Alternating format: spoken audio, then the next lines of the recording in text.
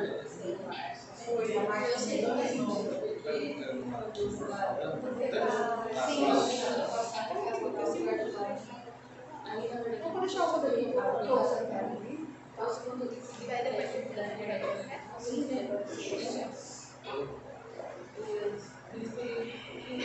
quando quiser.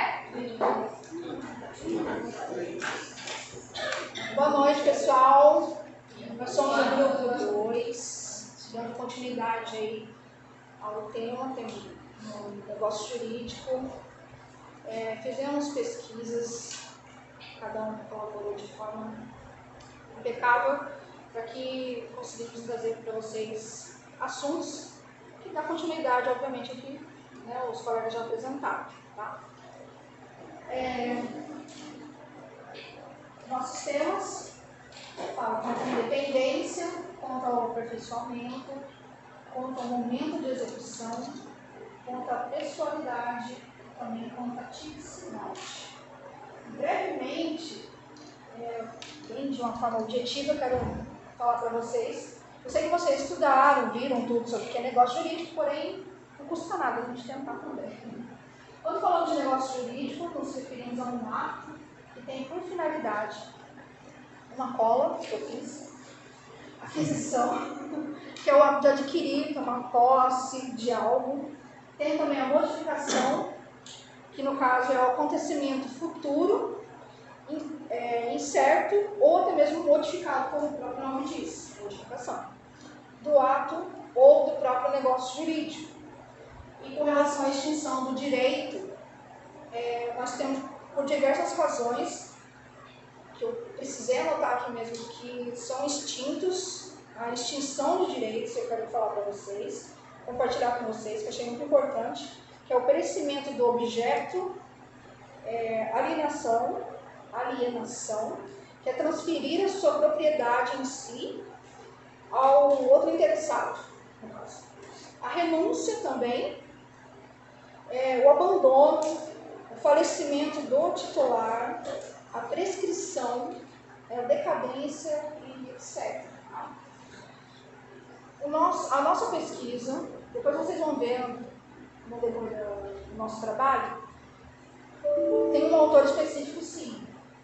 Porém, nesse conceito básico, objetivo que a gente quis trazer aqui para vocês, tiramos de Jus Brasil. Não tinha um autor específico, tá? Procuramos tudo, mas o artigo está aqui, de Jus Brasil, tá bom? Só um pouquinho. Tem como ligar essa luz aqui? Não, tem isso. Não, tem como apagar essas duas?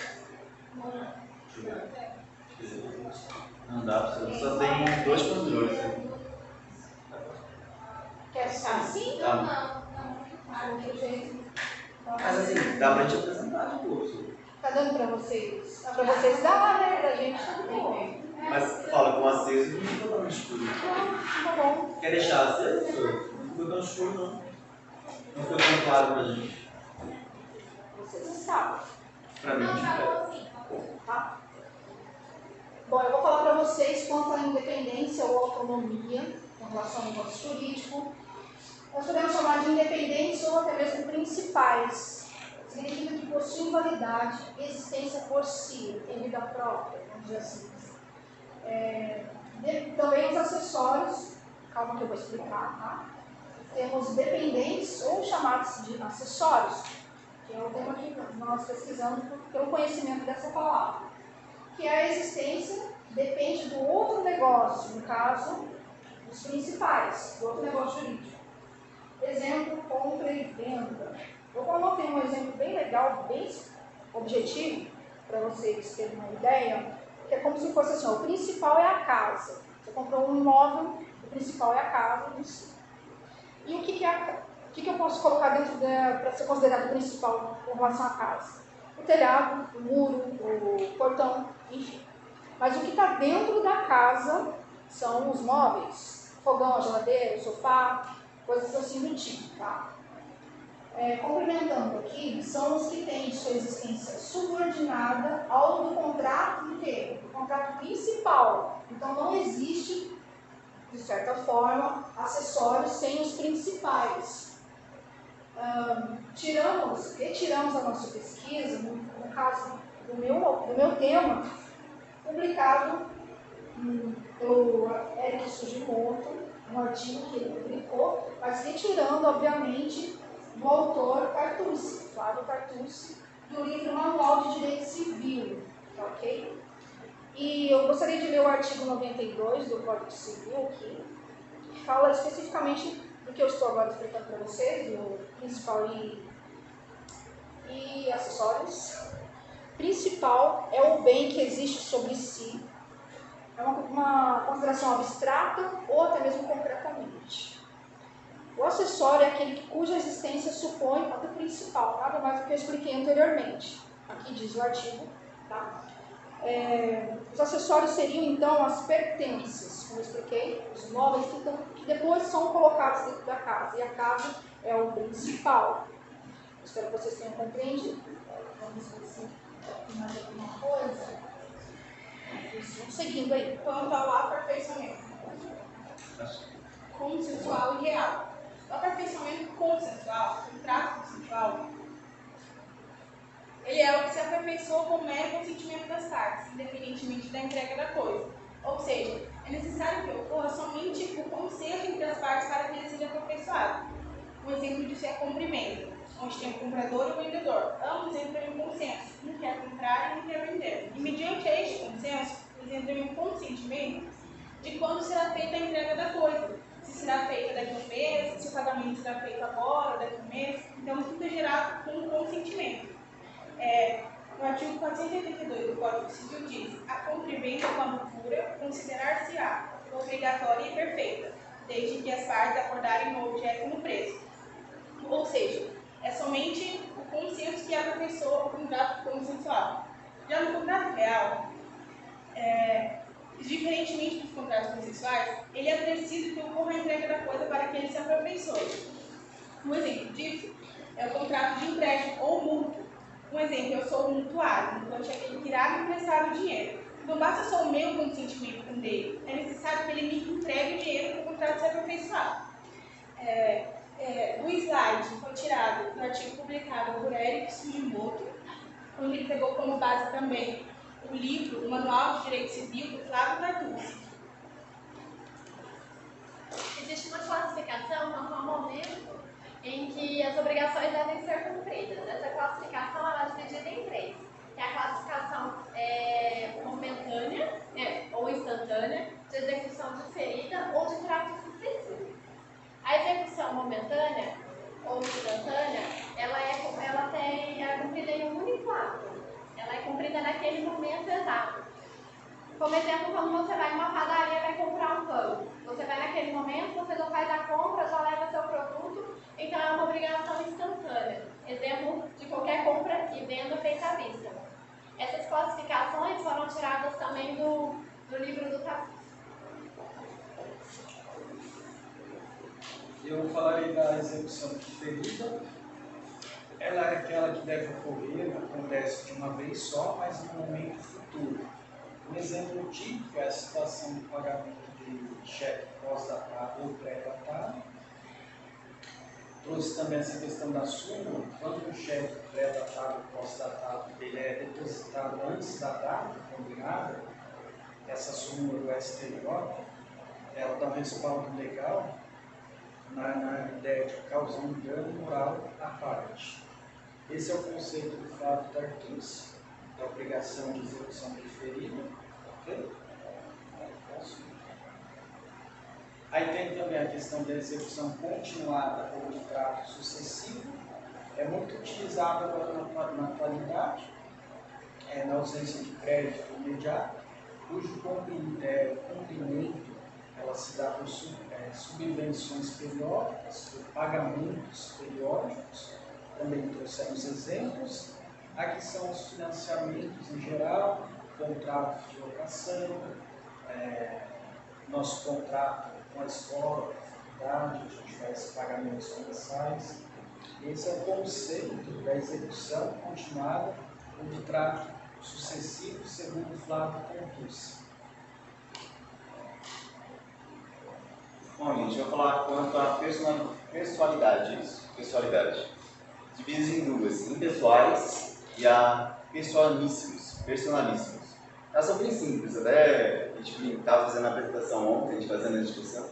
Foi interessante, a gente conseguiu entender melhor com exemplos do que a própria leitura, né? A leitura é bem simples, ó, ela independe de condições especiais ou a prestação cumprida tanto pelo obrigado quanto pelo terceiro. Dando um exemplo simples, se é impessoal, por exemplo, você vai contratar uma pintura. Você vai contratar uma pintura de uma empresa, por exemplo, você vai contratar do dono da empresa. Você vai contratar a pintura, o serviço, ele pode ser prestado por qualquer profissional. Então ele pode ser prestado por qualquer terceiro contratado por aquela empresa. Então não é fixado a pessoa. Aí vem a segunda, que é o personalíssimos. Dou um exemplo. Você vai contratar um pintor, sei lá, um Cobra, que é famosíssimo aqui em São Paulo, né? Fazer uma pintura caríssima. Aí pega e terceiriza essa pintura para outra pessoa. Ele não pode. O contrato é especificamente para ele. Ele tem que cumprir aquele contrato, ele tem que cumprir, ele não pode delegar. É um exemplo também que é legal, a professora estudou na sala de aula, e preencher uma obra de arte pintada por Picasso. Eu acho que foi interessantíssima a explicação. Gente, não dá para ter uma cópia, seria uma cópia, é uma obra de arte específica, ela não pode ser substituída, não existe valor, não é a quantidade que possa substituir aquela peça. Fazendo leitura, ó, personalíssimos, dependem de condições especiais de uns dos negociantes, havendo uma obrigação infungível. Que é infungível? Que não pode ser substituído, tá? Que é referente àquela pessoa, não pode ser trocado. Aí o exemplo que eu falei de um show também, que pode falar de pessoal, seria personalíssimo ou impessoais. Um show, um exemplo, contratar um show específico sertanejo. Você não especificou lá qual é o cantor, você poderia contratar qualquer cantor para poder prestar aquele serviço. Agora você contratou, sei lá, no Luan Santana, não há como delegar. Não há como você terceirizar e trazer um outro cantor. No contrato diz e rege que seria aquele cantor específico. Então ele tem que executar aquele serviço. Ou aquela prestação, ou seguir aquele contrato, no caso. Senhoras e senhores, boa noite. Vou falar para os senhores quanto à tipicidade, típico ou atípico. Então, eu tirei esse slide para vocês de Gustavo Tepedino, tá bom? É um artigo publicado por Eric Sugimoto. Então, ele usa a doutrina de Gustavo Tepedino. E diz assim: os contratos típicos são aqueles que estão na lei, ao passo que os contratos atípicos são aqueles que não estão classificados na lei. Rapidamente, para trazer um conceito de contrato, o contrato em si ele é concentrado no fato jurídico. Então, o seu fato gerador é o acordo de vontades. Eu quero vender, você quer comprar. Então, criamos um contrato para esse nosso negócio jurídico, para que a gente possa ter uma tutela jurídica, né? Para que ele possa estar regulamentado, para mim ter uma segurança jurídica, tanto da compra quanto da venda. Ok? Então, quando falamos de contratos típicos, são aqueles que estão concentrados na lei, aqueles que estão tipificados na lei. Se a gente olhar, né, o conceito de tipo no direito, temos o tipo aberto e o tipo fechado. O tipo fechado é mais concentrado no direito penal e tributário. Então, esse não convém agora falar, se quiserem saber mais, arrasta para cima. E o direito aberto, o tipo aberto, perdão, que é o que interessa para nós. Ele fala, né, que o tipo, ele é a tipificação de certos contratos no nosso Código Civil. É muito interessante que não dá para o legislador, é humanamente possível, como a nossa professora fala, o legislador prever toda e qualquer contrato que possa ser realizado para poder estar colocando e tipificando ele na lei. Então, ao passo que os contratos típicos são aqueles que estão na lei, obviamente os contratos atípicos são aqueles que não estão na lei. Mas também eles têm o mesmo valor dos que são típicos. Não é porque eles estão na lei, lá com a sua denominação, que eles são mais importantes que os contratos atípicos. Eles têm o mesmo valor. Continuando aqui. Não, pode deixar. Esses contratos que não estão na lei, atípicos, possuem o mesmo grau de importância daqueles considerados típicos ou daqueles que estão na lei. Pode passar. Entre outros, os contratos atípicos podem ser chamados também de tipicidade social do contrato. Isso quer dizer que são acordos, contratos realizados pelas partes por meio do costume. Então, o que acontece? Todos os contratos típicos foram atípicos, porque é por meio do costume. Então, decorrer do tempo, o legislador, vendo a importância de tais contratos por meio dos costumes, acaba tipificando eles na lei para até trazer para poder ali cumprir o silêncio de ambas as partes dentro do contrato. Então, aqui a gente consegue compreender que todos os contratos atípicos, né, segundo até o próprio Gustavo Tempestino, o doutorador, ele diz que os contratos atípicos se tornam típicos a partir de uma atualização do nosso código. Continuando. Ainda mais são contratos que já eram feitos e já existiam antes mesmo da lei vir e começar a tipificá-los, isto é, começar a classificá-los dentro de um critério jurídico. Neste sentido, contratos atípicos podem se transformar em contratos típicos no momento em que a lei começa a inseri-los em documentos de força jurídica, ou seja, inseri-la em uma lei. Pode passar, por favor? A tipicidade se torna em tipicidade quando ocorre a atualização legislativa. Sendo assim, quando o direito tipifica uma conduta contratual que nasceu espontaneamente por meio das relações sociais, ele garante igualdade de tratamento e viabiliza intervenção estatal, dirigismo contratual. Quais são suas finalidades? A tipicidade do contrato tem a finalidade de suprir o silêncio da vontade das partes, atender imperativos da principiologia constitucional, como, por exemplo, a boa-fé, a dignidade da pessoa humana e a função social dos contratos.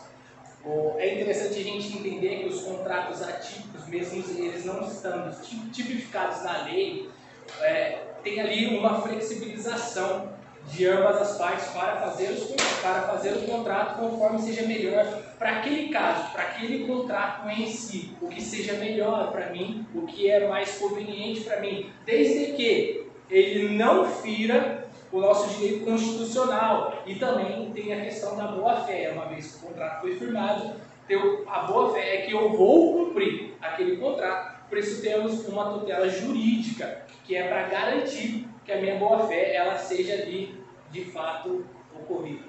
Pode passar?